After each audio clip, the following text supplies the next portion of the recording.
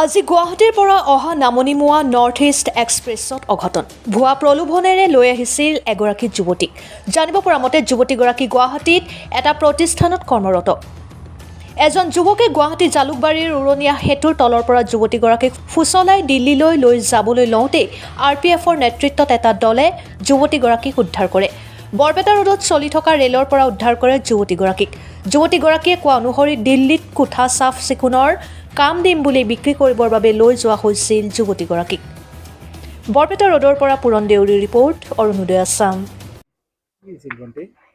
মোক দিল্লীত লৈ যাব খুজিছিল, তাৰপিছত কৈছিলে বিছনা পাৰিব লাগে আৰু হাৰা মোচা কৰিব লাগে। আগৰ পৰা পোৱা নাই, আজি 4 দিন হ'ল। এদিন কথা পাতিছিলো, তো মোক কোৱা নাই। মুছলমান ল'ৰা হয়, নাম কোৱা নাই। মানে হাৰা মোচা কাম বুলি কৈছিলে, বেলেগ কাম বুলি কোৱা নাছিলে।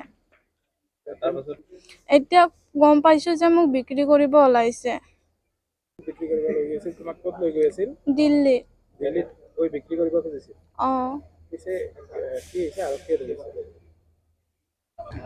ধৰিছিল বৰপেটাৰত আৰপিছে ধৰিছে। গুৱাহাটীত থাকো। নবিৰুল নাই, একো কৰা নাই।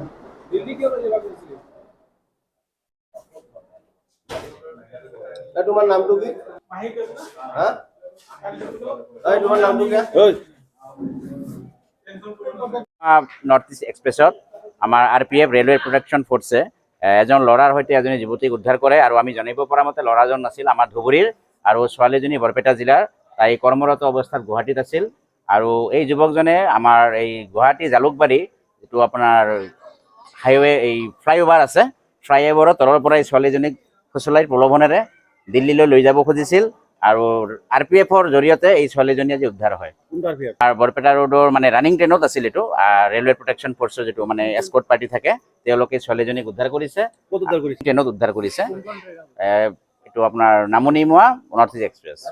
এইটো এটা মানে ল'ৰাজনে স্বীকাৰ কৰিছে যে তাই মানে তেওঁ মানে এই ছোৱালীজনীক মানে কোনোবা দ্বিতীয় পক্ষৰ জৰিয়তে দিল্লীলৈ লৈ যাব খুজিছিল আৰু তাতে মানে বেয়া কামত লিপ্ত কৰাব মানে তেওঁৰ এটা মানে চেষ্টা আছিল।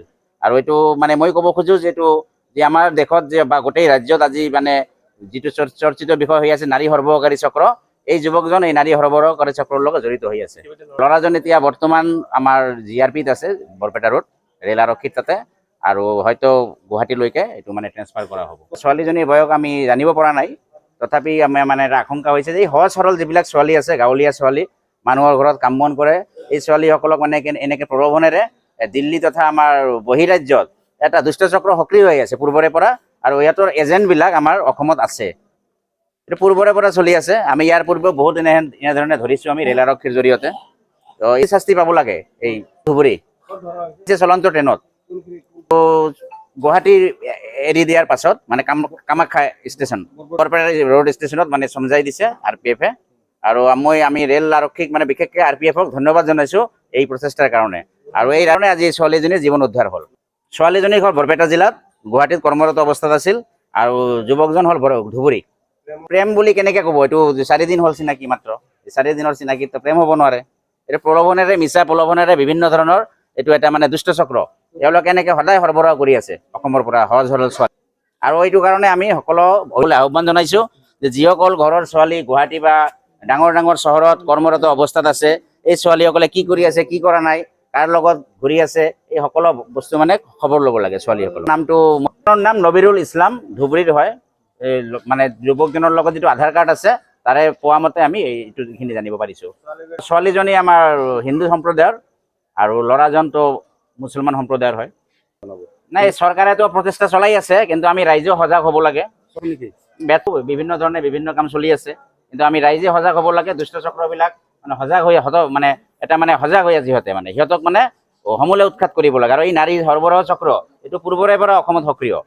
বিভিন্ন ধৰণৰ এজেণ্ট আছে, এই এজেণ্টবিলাকে দিল্লী তথা ডাঙৰ ডাঙৰ চহৰলৈ এই সহজ সৰল যুৱতীসকলক মানে কাম দিয়াৰ প্ৰলোভনেৰে লৈ কিনে মানে বেয়া কামত লিপ্ত কৰে। ঠিক আমি আহ্বান জনাওঁ যে এই ধৰণৰ দুষ্টচক্ৰবিলাক য'ত য'ত সক্ৰিয় হৈ আছে, এইটো মানে উৎখাত কৰিব লাগে।